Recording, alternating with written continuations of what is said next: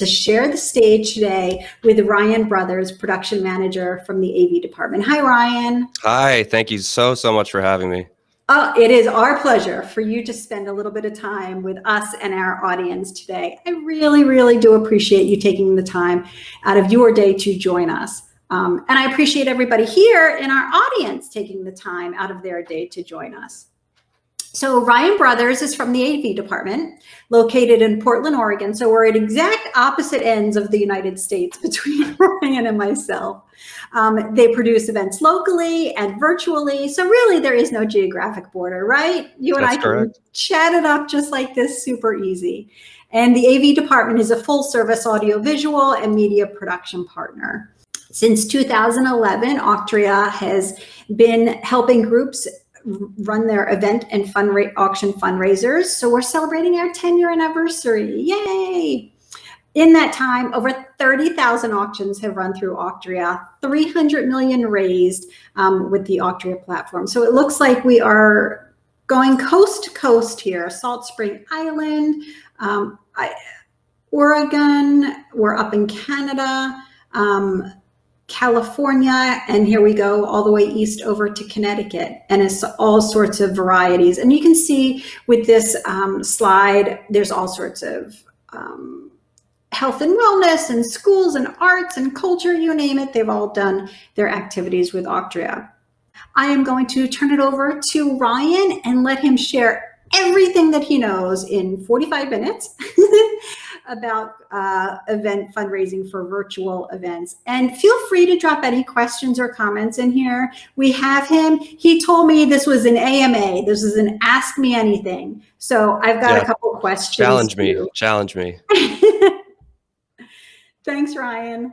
Thank you so much, Lori. Thank you again for having me. This is amazing. And it's great to see just in that first voting that there are folks that, 14 months into this may have not done a live stream yet, but are still interested in trying it for the first time. That's sort of where I come in a lot of the times. My job is to educate our audience, which is comprised mostly of nonprofit organizations whom I love working with, how live streaming works, how it can benefit you. And I come from sort of a tech background. So I work for the AV department, as Lori mentioned. I started here just 10 months ago, so I'm one of their newer employees. I formerly worked with the Oregon Symphony Orchestra out here, which is a nonprofit, so have some roots in the nonprofit sector. And then the AV department, before COVID hit, wasn't really involved too much in live streaming. It was on-site audio video production company, and we have an entire media department that makes everything from movies to testimonial and appeal videos that we actually put into our live stream for nonprofits. And they also contribute to screen capture style interviews, whether that be through Zoom or other video caller software. So about a year to 14 months ago, we just pivoted fully into live streaming, and we're all very fortunate to have consistently been busy since COVID hit. It's an unfortunate circumstance, of course, but it's been really nice to see that we've been able to help so many great organizations raise money and participate in the live streaming sector. So a little bit about me. I mentioned I work for the OSO before coming to the AV department. I'm originally from Massachusetts. I spent a lot of my career in the music and entertainment industry. I was a tour manager, an audio engineer. I managed venues. I was a stage manager.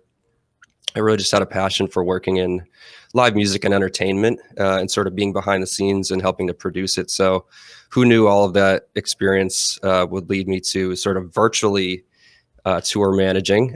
Tour managing took me all over the world. It was really fun. I even went to Ottawa to a place called Zaphod Bibelbrox, which is, I think, right in downtown near the Capitol, if I'm not mistaken. So, that it's sort of like in live streaming, we could set up a camera and have a technician in Zaphod Bibelbrox in Ottawa, Canada, and we could link you into us in Portland, Oregon. So now I don't have to sleep on a tour bus anymore. So, so that's a little bit about my background. So I'm going to go over several different things. part of what I do as a project manager and production manager for the AV department is describe the technical aspect of what you need to get set up, which is vastly different to sort of helping to coach you develop a script, how to make your show flow well over anything from a half hour to 90 minutes. We've even done streams that are 5 hours. There's all sorts of different variations of what a live stream can be. So we're going to go a little bit over those things, frequently asked questions, the benefits. A lot of you might even know the benefits already, but what you don't know is just sort of how to package your show together, sort of what lanes to stay in to make it successful. Because a lot of folks, more streams they watch, the more things they've seen, they're like, I want to do that. I want to do this. I also want to do a breakout room. Well, we try to keep it into one cohesive message that really helps you maximize everything from bidding on auctions to, telling your story, explaining your cause. So some of the virtual event benefits, obviously you can reach an extremely large audience, if not global audience. We get to see the metrics and the data from the sources that we stream on, from things like YouTube to Vimeo. They have great analytics. We've had some streams reach over 40 countries. And we can also see locally, for example, here in Portland, we can see what counties people are watching in. So we know that they have a potential to reach a large audience. And of course, we can also bring folks in from different parts of the world and all sort of reach one time zone here on the West Coast. We just did a stream with the Planetary Society, which is a huge nonprofit headed by Bill Nye, founded by Carl Sagan. And we had a speaker in Germany, a speaker in Japan, a couple on the West Coast and a couple on the East Coast, all coming together as one, and also folks tuning in from all over the world. So we all know that's a huge benefit of virtual, whereas before you may have rented out a ballroom and had, your most important donors all together with a great audience. And so that sort of leads us into transitioning into that hybrid world, which we'll talk a little bit about later. Of course, bigger audience, larger donor base potentially. You can include special guest speakers, whether those are pre-recorded messages, whether they're in person. We've been fortunate to meet a lot of great folks, from news anchors to celebrities, to really important folks involved with causes of their own, that can simply turn on their laptop or their iPhone and jump into a live stream virtual benefit. Of course, after that, you can use the recording of the live stream, which we can all do in-house here. And we'll send you the link along with those analytics and statistics of where folks watched from and how many people watched. And you can splice and dice that live stream of the best segments, maybe a funny moment, outtakes, or maybe just take a 5-minute segment and repost it on your social media. So there's a lot of benefits of just getting instantly, within 2 hours typically, that full HD recording. And of course, there's limitless content possibilities. Not only other galas, fundraisers, and auctions. There's so many other great opportunities for live streaming. As we all, most of us have heard of Twitch. There's a lot of video game streaming on there, but Twitch has also become a great source for doing fundraisers, even through video games. There's folks like, if you look up Ninja, who's one of the more popular ones, he has fundraisers and has raised quite a bit of money just being on Twitch, watching, folks watching him play video games and then giving money. The money would actually go to forcing him to do something in a game. So there's so many great opportunities, so many great platforms. And of course, at the end of the event, you can repurpose segments of that virtual stream in future promotions too. So whether you're doing an annual fundraiser, a biannual auction, you can sort of take videos that you may have paid a production company or our media department, for example, and you can use those in multiple different segments. So are there different types of virtual events? Of course, I mentioned the different variations that we've seen and been part of, everything from live galas to conferences. Some can be private, some can be public. It really varies dramatically. So I took some screenshots of some of my favorite streams that we've done here. Mostly, they're my favorite because I love doing graphic design and sort of making the look, as we call it. But they're good examples of just the variation of how things can work and look. So in these 4 shots, these are all virtual events. So we controlled all of these streams here in Portland, Oregon. On the top left, we have our friends from ACLU. We have sign language coming in from one location. And then we have our friend Kelly Russell as an auctioneer coming in from Portland, but in her home studio. So you can be in the same city and still do a virtual live stream. On the bottom there, you can see Bill Nye, who I mentioned earlier. This is for the NASA simulcast of the Mars rover land, which we really nerded out over and loved. We're so excited to be a part of that and work with the Planetary Society. And we have 4 different folks from different locations, and we have them over our advanced video caller system called vMix. And we're also taking NASA's feed and putting it on the right there. So it's a really cool stream that we were able to do. And then we have an organization in the women's community that did a Hooray for Hollywood themed event. You see a couple snapshots from that. They're in Wisconsin. So same idea. We taught them how to get a camera set up, worked with the hosts, worked with the technician behind the scenes, and they were able to actually zoom in when we cued them to zoom in because they have headphones. We have a microphone directly to their technician. So we're able to work remotely in a lot of ways. So it's not only just sitting in front of your webcam like we're doing today, but it's also us being able to train you to use more professional setups if you're prepared to do so.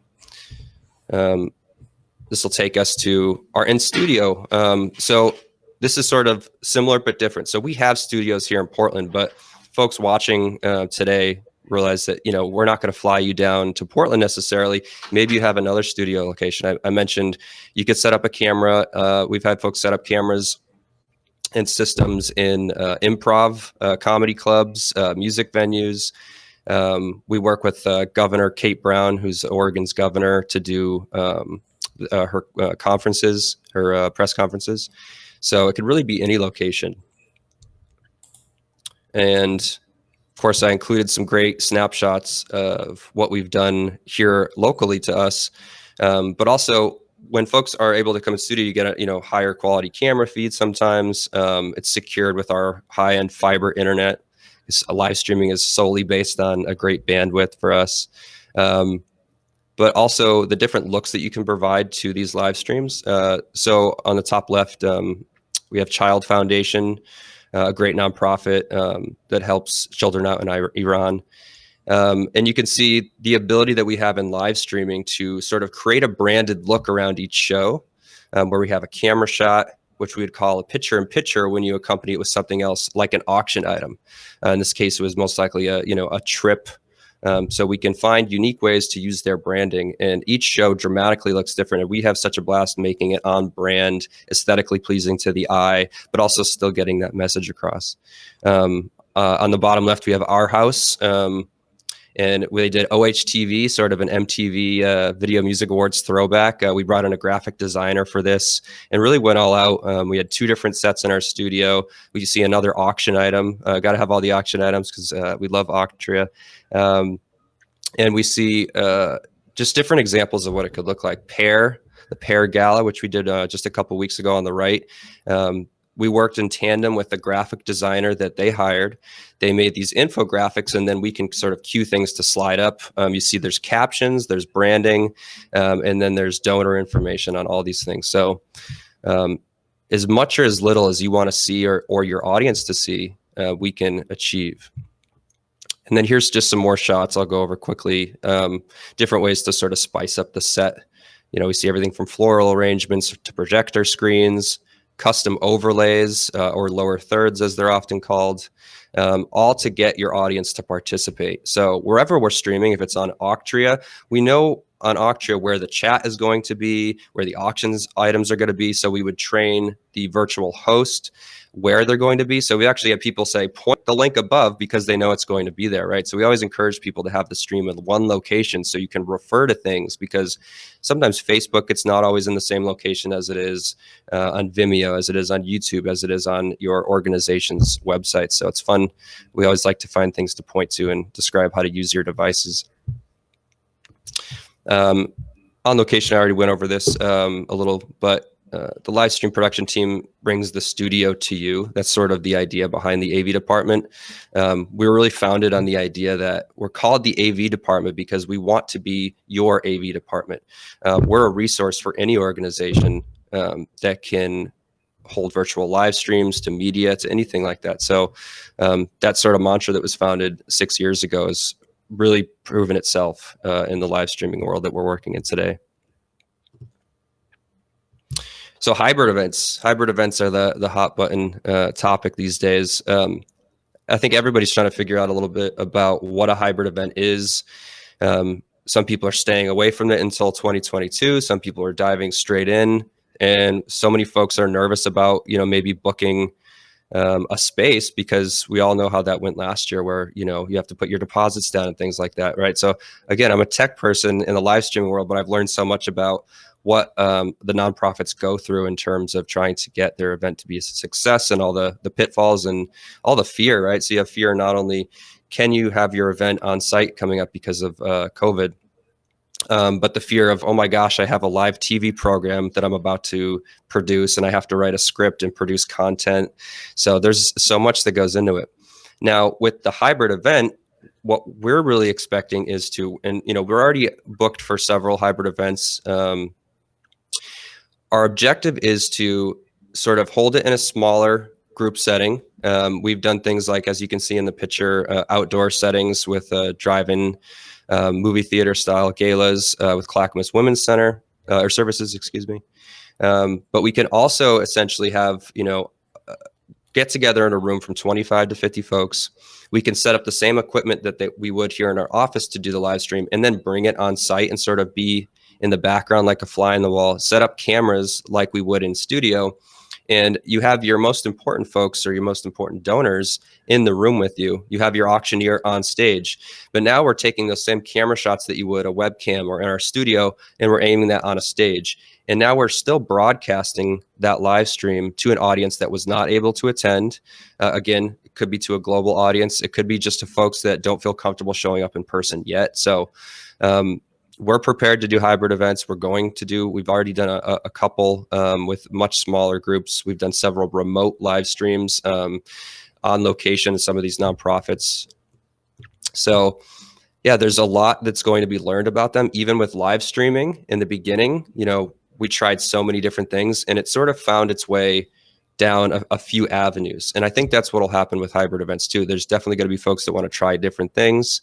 But we sort of envision as a smaller, 25 to 50 person setting, and then filming that, live streaming that simultaneously, and then taking all the elements. So behind the scenes footage from the actual in-person event, the live stream itself, photos from the event, and then sort of repackaging it as a filmed in front of a live studio audience, which can be then created into another video that's maybe shown a quarter later, or again, that biannual event.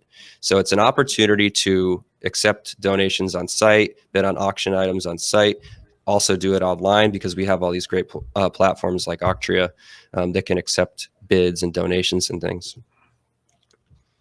So I should have gone to this slide already, but we just sort of went in this. Filmed in front of a live studio audience, as I mentioned. So yeah, 2 simultaneous events in one.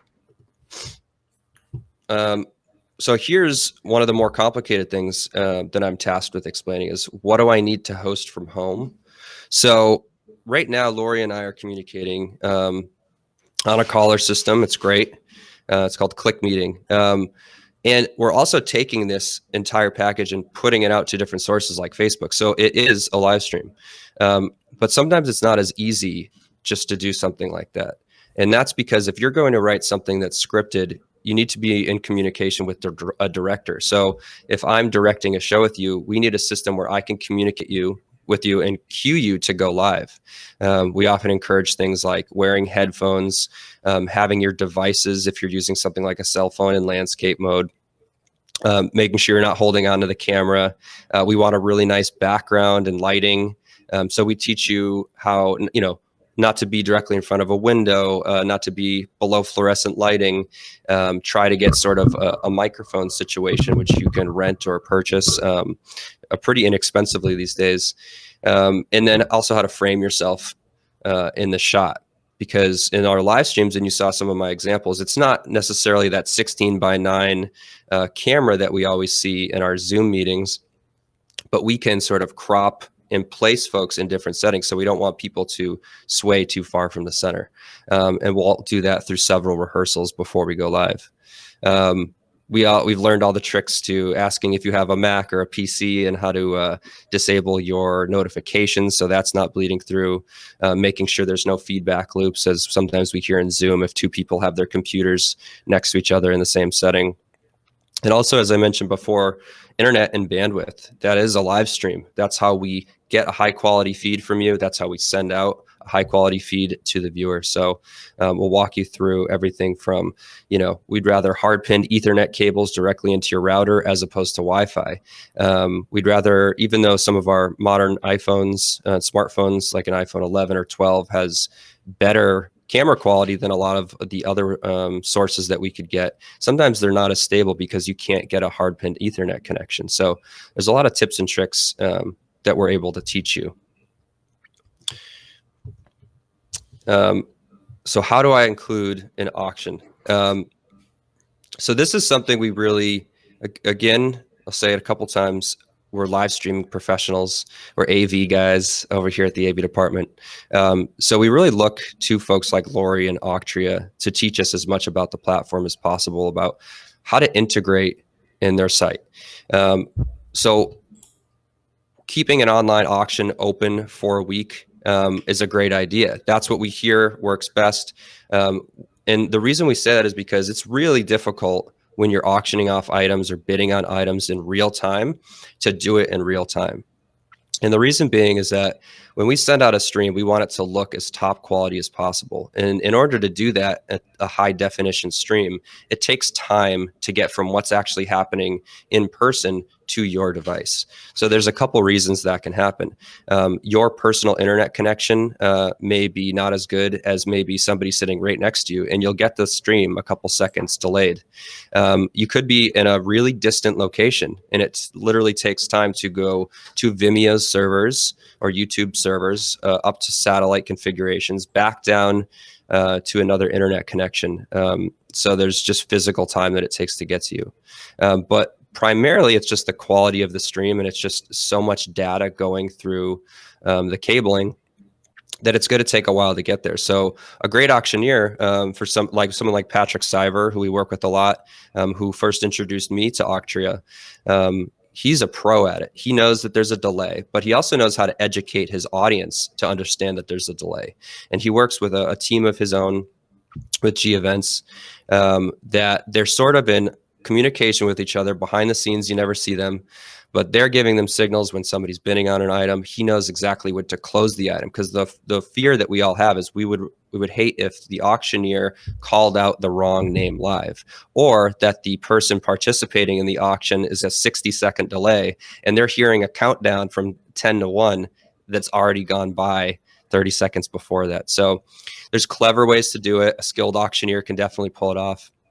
But sometimes we just encourage you to keep your auction items open after the show and use the live stream as sort of a visual medium to reveal the auction items. We'll put them up on screen. We can put them up full screen, do a picture in picture. If you're in our studio, we can put it on the projection screen and the host can turn around and refer to it.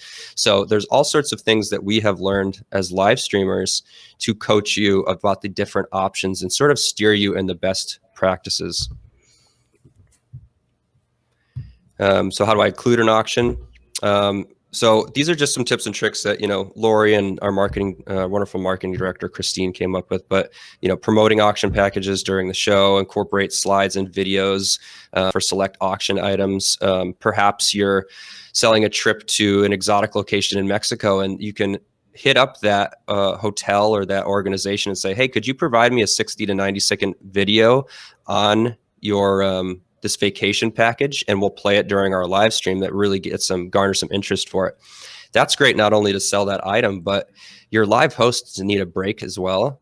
So imagine if you're doing a live auction and you scheduled an hour-long auctions segment. And maybe you have a couple items that aren't bidding as high as you want to, and you have to skip over them. Well, now your show just shrank to 40 minutes potentially.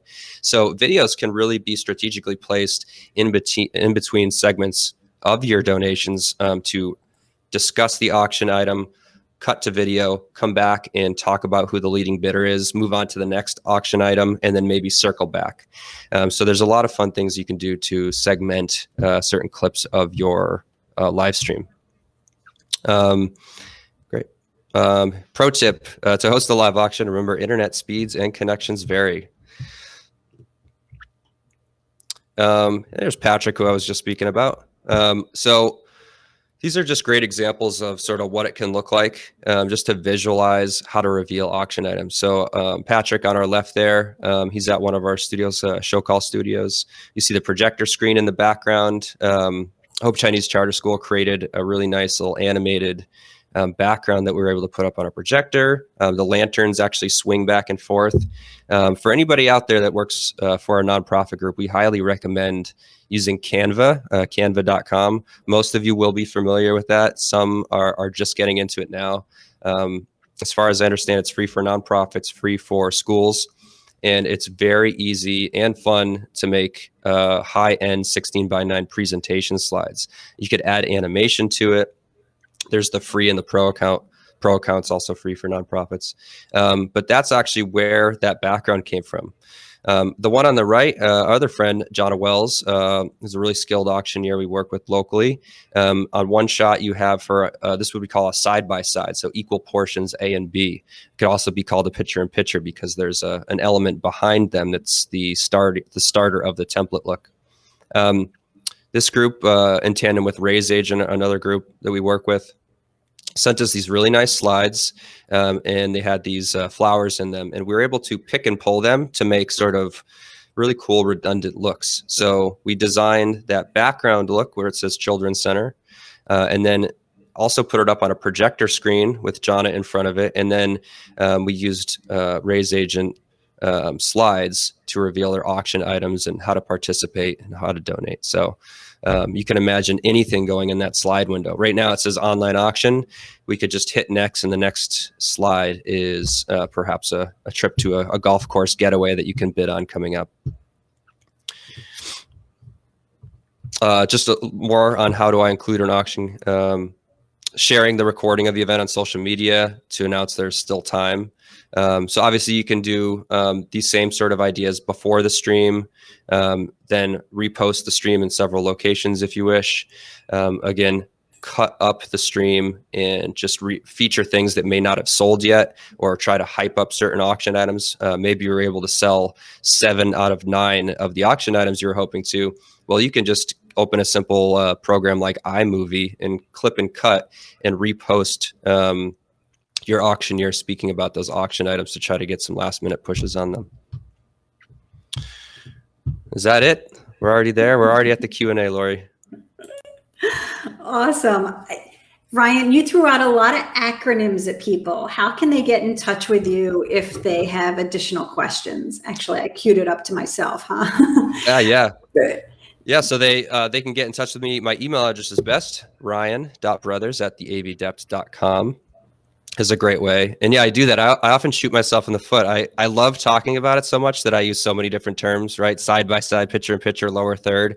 Sometimes I confuse people, and I'm sorry for that. But I really just like getting into it and explaining. They are different things sometimes. They're all sort of like blanket terms, but now's the chance to ask me what I meant by something. Absolutely. And I love that you brought all the receipts. You showed us everything what the options are. As people go ahead and put your questions and comments in the bottom, I have a couple of questions that have come up on our Facebook page, Auction Team Talk, and I invite everybody to join us on that Facebook page. All sorts of auctioneers, event planners, as well as people that are just using Auctria, doing virtual events. Anybody that's running an event fundraiser hangs out there, and you can chat. One of the questions that comes up all the time is, can we use Zoom? What's the answer to that, Ryan? That's a great question. You absolutely can use Zoom. We don't recommend it for every situation. So Zoom specifically has a couple pros and a couple cons. The pros are Most people already have Zoom and are already familiar with Zoom. When you log into Zoom, it knows to take your camera, it knows to take the audio source that you used from last time. And people are just familiar with the technology. Another pro that we figured out in Zoom is in Zoom, you may have 3 participants in 3 boxes. We can actually jump in on a 4th box and turn that into the stream, and then add a 5th box and have the director's camera feed there. So we've done full-on live streams using Zoom and breaking out everybody's video full screen and then bringing that into the live stream. Now, there are some cons to Zoom as well. And I say that because there are better systems. Like I mentioned, vMix is what we prefer to use, which is the onboard system for our streaming software. Zoom is so popular and they use up so much server data that they actually compress things. So they compress your video feed a little bit, so it's not as top quality. They compress your audio feed, so it's not as top quality. And they also, we all know, when one person talks and the next person talks, there's some sort of digital flutter in the audio and only one person can talk at the same time. Now, one of the most important things about that is, imagine if your auctioneer's got a really lively personality and they just crack a joke and you have your group laughing, you're only going to hear one thing and it's going to sound like digital madness. So there are a lot of downfalls in Zoom. One thing we'll use Zoom for is sometimes we work with folks like doctors or politicians, and sometimes the struggle in those types of settings is that they don't have time to do technical rehearsals. So it does take a little bit longer because it's unfamiliar to the speaker how to use a more sophisticated program. So if we're not able to get a full tech rehearsal, the last thing we would want is just to risk it and send them live on this new software that they don't have their audio hooked up to well. So it is a good backup to have. But yeah, we can certainly make things sound better, look better, and function better if your live stream with something other than Zoom. Absolutely. And I know you guys have a gallery on your website that shows a whole bunch of playback, so you can really see what that quality looks like. Yeah, thanks for that plug. I've been watching you for a long time. Nice. There's a question from Melissa. Her question is, have you ever used mobile bidding for auctions? What's your advice in using that? And do participants have to download the mobile app? So I can answer that on behalf of Auctria. Maybe you can answer that on behalf of the industry. Yeah, why don't you take it away first? Sure. So with Auctria, you have a choice. Every event website is mobile friendly. So the participant can either bid directly on their phone, or they can download the mobile app and and bid through the mobile app. The benefit on having the mobile app is that they're focused just on that, and they'll get immediate outbid notifications. The sooner somebody gets outbid, the sooner the next person can bid it up, and the higher your final numbers will be. So it's completely optional whether they download the mobile app or just use it as the mobile friendly off Safari or Google or whatever you have on your device. And then bidding from the mobile device is good, because then you just have, it's kind of like raising a bid paddle. I call it your electronic bid paddle, because you just hit the button, bid now, bid now, bid now. And it's amazing how quickly people will hit the bid now or donate now button, and those funds come into you. Yeah, I would agree with all that.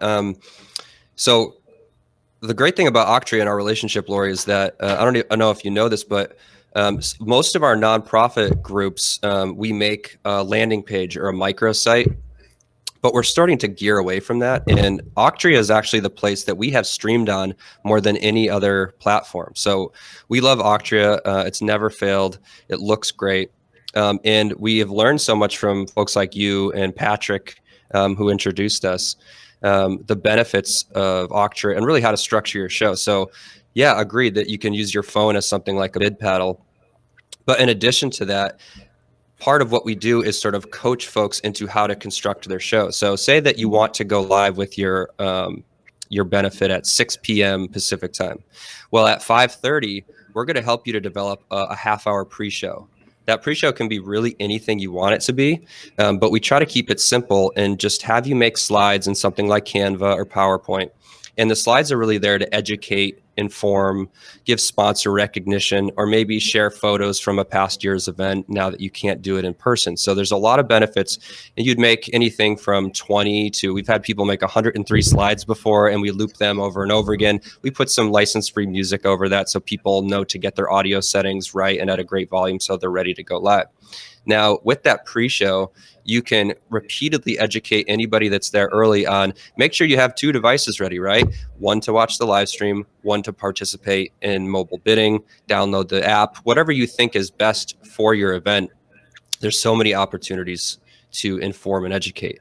And then at the top of the show, the first thing you want to do, not only greet the audience, but again, educate. So now you have your live host or MC explaining to the folks at home who this may be their first live stream, maybe their first benefit bidding scenario, anything. So somebody that may have never bid on an item in their life, not even on eBay, may be having the opportunity to bid that night. So you want to educate them in so many different ways. And it's, I would say 95% of our nonprofit fundraiser streams require the use of 2 devices, or require the use of 2 devices, or there's some part of the stream where you have to leave the video window to participate. I'll put it like that. Right. And then if you don't want to actually do an auction, I know this is coming from the auction person. If you want to leave your online auction running and just talk about what's on there, and you just want to do the paddle raise and the fundraising portion of it, you can do just text to give using Auctria. They would literally type in the word donate, DONATE, and a dollar amount. So you can talk about your mission. You can put up your emotional video that you've created with, AV department, and then at that point, ask for those dollars and give a reason behind it. This is going to fund feeding the dogs, sheltering the people, educating the children, etc. So you don't even need to do a full-blown auction. You can still garner a lot of dollars for your cause and your mission just through text to give. And then people are using texting all day long, and that's something they're very familiar with. So, and then I'm sure you run that on the bottom and your bottom thirds and your crawl and all that, right, Ryan? Yeah, really whatever they need. Tickers, crawlers, overlays, and now I'm just confusing people more. But any sort of fun, virtual, digital overlay that sort of matches your branding, we'd love to put on for information in addition to it. So yeah, we can play things while live speakers are talking or while videos are playing, and drop in information wherever you think is necessary. One of the questions that also comes up on our auction team talk page is, should we use chat? What are your thoughts on that? Yeah, some like it, some don't. So I like it. I like to have the option for all the streams, but it needs to be coached a little, and I'll explain what I mean. Chat is a great way because Vimeo that's our primary video source. Vimeo has analytics of where people are watching and how many people are watching, but not who is watching. It doesn't take your IP address and tell us Lori Hochman's been watching your stream. So there are other ways to do that through Auctria. Maybe the viewer has registered to bid, right? So you can get at least that information, but did they watch? Sometimes you don't know if they didn't bid on an item, I suppose. So it's great to have the chat open, involve someone on your team as a chat cheerleader to get into the chat, welcome them, offer tech support. Maybe that person puts their phone number in there just in case people are having issues. We know that a lot of donors may be of an older demographic and not used to technology. So it's great to just have a phone number to put in there, but also say, hey, it's so-and-so from the office. Who's checking in here? Who's here watching? Isn't this fun? And really get the chat lively and excited. And then the reason that chat cheerleader or chat moderator position is so great is because if they're really leading the discussion, they can also sort of stop. It's like, oh, let's check out this next video and sort of slow down the conversation. Now, that's a whole job in and of itself. The last thing we would want is for a lot of people to be talking in the chat and saying, oh my gosh, this is so fun. What an amazing night. But on screen, the live stream is showing a really serious video about something really serious with your cause. So as long as it's not a distraction, it is a great feature to try to find out who's there and to offer tech support. There's also some great benefits for different styles of shows. You can do Q&A. So right now we're doing Q&A where folks are talking in the chat, but they're listening and paying attention to the stream as well. Really easy. But the organization has spent a lot of time, sometimes a lot of money, on producing these high-end videos that really capture everything that happened in that last year. It's super important to them. So we want to make sure that they are very attentive to that. Another benefit of something like the chat is trivia questions have become more popular. There's a lot of different ways to do trivia. There's different websites that we can link in. There's Spin the Wheel. We can put people's names in to do raffle tickets. Go to I think it's spinthewheel.com or wheelofnames.com. There's a lot of free sources out there that we can basically tell our computer to eliminate the background, just put the wheel in, not make it look like a website, and have fun with it. The same thing can be done for trivia questions, and then people can answer in the chat. But yeah, as long as it's sort of being coached by somebody on the team of the nonprofit, it can be a great resource. Awesome. And like I said, please feel free to drop your questions or comments in here. I'm going to give you one more that comes up very frequently, or two more that actually come up very frequently on our Auction Team Talk page, is how do they, or should they, or when should they use a lobby? And you talked about that a little bit, or a breakout room, or VIP access, or early access, or VIP happy hour. I think people are trying to kind of monetize on the front end or the back end, or a VIP experience. How do you suggest accomplishing that? Yeah, so one of the biggest things I've seen the idea of sort of a pre-show breakout room session is they really want their sponsors to feel recognized. I do my best to let them know that's what the live stream is for. And I send them examples of other live streams and say, these are the 10 different ways we can give sponsor recognition, right? So you have your pre-show, you have your live host talking about it. We have the slides that can come up. We have their logo that we can put on screen. You can get a video from their CEO having a thank you message. We can put that in the stream.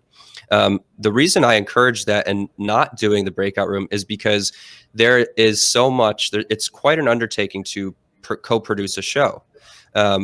It's my job to make that as easy as possible by providing script templates and examples of other shows, and let's try this, let's put this video here. We'll go through all that. But if your focus leading up to the show is on something completely different than the stream, you're going to lose focus on the stream. And on top of that, it's never good to divide your audience into two places. So it's great for today because we're doing a nice webinar, and there's folks that can tune in a multitude of ways, such as Facebook, right? But when it comes to your live stream, I mentioned early on, it's great to be able to refer to where things are.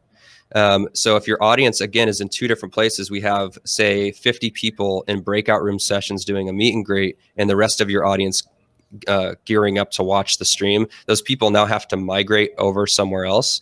And then Zoom, as we all know, has updates every 3 to 4 weeks, if not more rapidly than that. So if everybody's Zoom isn't updated, if the settings aren't put in right, like we did a big breakout room. We tried it early on, and ultimately, because we don't have full control over the Zoom, it's just too much user error can happen. We had a Zoom with over 200 people breakout room, in this particular group, did not export the Zoom list as a CSV or comma separated value sheet, which is how you get breakout rooms pre-assigned.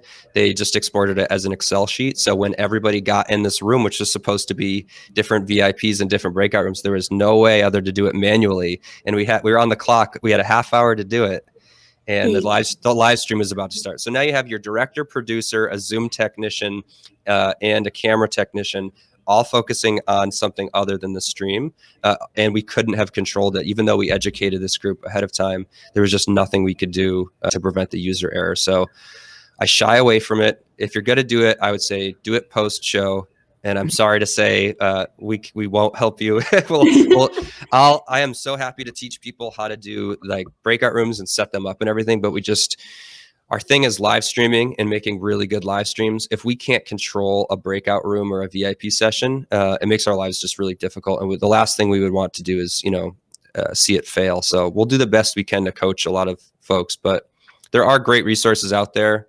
that do video caller system like VIP tables. They can get pretty pricey, but there are definitely systems better geared to that style of thing than us. Ryan, my heart is racing as you're telling that story, that it didn't come down as a proper file and you weren't able to manage that. There's a question that has come in. How do you suggest lighting hosts without losing the screen behind? Oh, the screen behind, like in studio, do you think that means? Yeah, I'm not certain. Go ahead and put in a clarification there. It looks like Catherine jotted in that question. It looks like it's coming up. Yeah. And I was going to say, as she types it in, the last question I have that always comes up is engagement. How do you encourage engagement, which during the event, obviously, but I always preface that with, you got to get it before to hit the during. What's your advice on that? Yeah, and I see Catherine responded, so I'll definitely get to that. So for engagement, I'm not involved too much in engagement, but I am responsible for the timeliness at which things occur leading up to the stream. So the first thing I do tell people is the number one thing you need to do. Don't worry about the script. Don't worry about how it's going to look. Don't even worry about getting your live hosts, booked or set up for a tech test. Get the link or the URL sent to everybody now where your stream is going to exist, whether that be Auctria, whether that be one of the landing pages or microsites that we can make, whether that's your .org on an extension of that page. Just figure out where the stream is going to be, solidify that, and start sharing that as soon as you can. Because ultimately, the more people that come to watch your gala or fundraiser, the more successful it is going to be. And that's better for us too, because if you have a successful event, that's the only way it's successful for us. And that's the only way that you're going to have faith in how the live streaming industry works and come back for next year's gala. So we have so much investment in getting the highest engagement, highest viewership. We get so excited when we see high numbers on streams. Like, we take everyone seriously. If you're trying to raise, $20,000 or $1 million, everyone is super serious. And we want the viewership to be high. So we treat everybody the exact same. It's basically the same package for everybody. I love that. Yeah, it did. Looks like she did type in a follow-up on there. Yeah. So yeah, that's a great question. So in one of our studios, we do have a large projection screen right now. We have a second studio that has a smaller one. But if you take our projector screen, it's 16 feet by 9 feet, which is a 16 by 9 ratio, the exact same thing you'd make your PowerPoint or Canva slides in. So it's perfect for putting up nice backgrounds. It's a rear projector screen. So we have a very expensive projector that's displaying that image so that it doesn't cast over the host, obviously. And then the only way to light that, which is a great technical question, is really high angles, because the more light that you pour onto somebody to get them looking best on camera, the more washing out it's going to do on that projector screen. So we don't like to do too much. So when you have this big screen in your studio, you're sort of beholden to framing the camera shots around that. We actually did a show last night where we have the same 16 by 9 foot screen, but we actually took the image and shrunk it to more like, maybe like 7 or 8 feet across. And then we zoomed in our camera shot, and that saves us space to light more around that host and crop whatever that PowerPoint was that they gave us. So yeah, it's a great question, because it's difficult when you have a projector screen or a TV in the background. You got to watch out for reflection. I'm sure we've all watched a stream where somebody has eyeglasses or spectacles, and you can see the reflection. Like, Lori, I can see a little bit of a blue tint in your glasses, right? So we have yeah. So it's really difficult to get the lighting right every time.